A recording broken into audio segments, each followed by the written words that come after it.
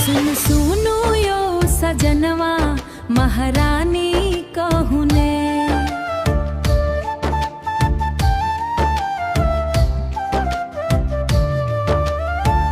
आह अपना मुख सा दुगो मिठ बात कहूने, करब आह के दुलार महारानी कहूने। सुन सुनो यो सजनवा महारानी कहूने,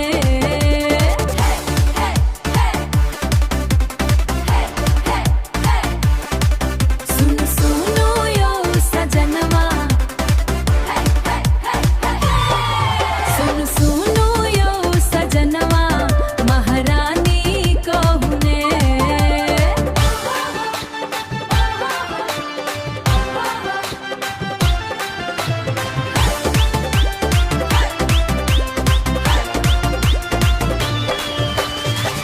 एक मुस्की दा दिल खिल जाए, प्रेमक दीप फेर जेर जाए।